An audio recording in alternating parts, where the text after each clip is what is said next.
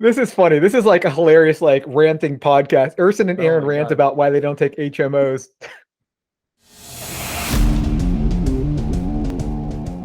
There hasn't been a time in my life when I felt older. I feel really good. I can get out and swing a kettlebell and do some crazy shit with my shoulders I never used to do. And then like there are days where I'm just like, dude, is this really what it's like? You're just like get hit by things you don't expect. How old are you now?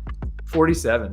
Oh, So I'm still wow, younger I than didn't know. Dude, when I graduated PT school, United Healthcare was like, in North Carolina, we're gonna pay you $38 a patient no matter what you do, and Aetna was like, we're gonna pay you $42 a patient no matter what you do or how much time you spend. I was like, there's no fucking way. That's still, I think the average is still probably higher than Buffalo. I mean, back when I was taking HMO based patients, some are like Blue Cross Blue Shield was something like 25 to 30 a visit for a visit, and eval might have been a little bit more, you know. And then, but I think on average, like when you factor everything in, including evals, the average was $37.50. I know. What are you supposed to do? Well, the crazy thing is, I still don't get it, right? Like, we just got a speech bill from, it's like $300. Our insurance pays $50. We have to pay the rest, right? How come people don't have to pay the rest for PT? Right. Like, why does our contract say that we get reimbursed whatever we agree to, and there's no one pays the difference? That's ridiculous. Every other provider the patient pays the difference. We're just like, I'll accept $35 for a $200 bill. Is that in the contract, or because Jerry was talking about like they did balanced billing, but instead of balanced billing, they would try to say, hey, here's what it's going to cost up front and get the patient to pay up front instead of billing them on the end. I think a lot of people either, I don't know if it's in the contract because I've never read one, or are people just like, they don't even want to do the balance, bill them on the balance? I mean, it's not that hard to do the balance, especially if you have some sort of billing agency, right? Like someone should just be able to figure it out what the balance is, and then the patients are responsible for that. People are signing contracts. What I'm telling you, it must be the contract that says if you're a par provider, you get this, and that's it. And the patient is not responsible for anything more than their copay.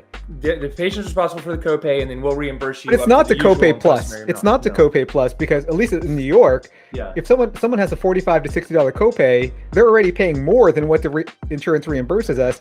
We don't get both, right? And the insurance still docks a visit, and they paid zero. And the patient insurance is like, we'll pay $38, copay's $50, and the insurance is like, okay, cool, we don't have to pay anything. We don't have to pay anything, and they still take a visit, right? This is funny. This is like a hilarious, like ranting podcast. Erson and Aaron rant about why they don't take HMOs. Oh my God, that's so nuts. That's nuts. Incredible. By the way, if we're recording this for a podcast and you're listening, we would love to know what's the fucked up situation in your. What are your thoughts about this, and why do you still take insurance? Right. Please comment below. Oh my God. That's incredible. I do have a client. It's funny. I have a client in San Pedro in California, which is I think it's near LA, or maybe it's south, maybe it's down. Anyways, but she's like, Aaron, why would I go cash? We've got this insurance company. It's going to pay us $175 a visit, no questions asked. Like 75% of their patients are through this. Like it's a union, or the union's health insurance plan. And I was like, no way. No need to do anything different. I was like, that's great. Yeah. The only thing I think they could probably stand to learn from something like you or I is just better marketing, email marketing, all that kind of stuff, direct to patient marketing. But I mean, I guess if you have contracts like that, you don't really need direct to patient marketing. Well, that's the thing I've told people lately is it's the friction of doing business. Like, I've got a higher friction business. Okay. So if you can take strategies we use in a high friction business into a lower friction environment, right? Like, if you take insurance, it's like, okay, great. Like, that's the biggest amount of friction we have. The objections are more like time, probably. And I don't want to fix this. I was talking to these guys the other day who do marketing for these massive companies. And they were asking me these questions. And they're like, well, it sounds like the people you help have these like kind of basic sales and marketing problems. I'm like, yeah, because no one teaches us this stuff. And he was like grilling me on these questions.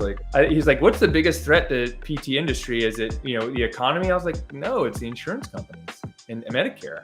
That's what I see as like a bigger threat, because everyone needs what we got. But Anyways, I'm like, yeah, this is the biggest threat. I mean, especially Medicare. It's like, man, the hoops you have to go through to get reimbursed, and anytime you get audited, you're gonna fail anyway, because the auditing company is funded by audits. They're not even funded by taxpayer dollars. They're funded by audits. You know, like that is nuts in itself.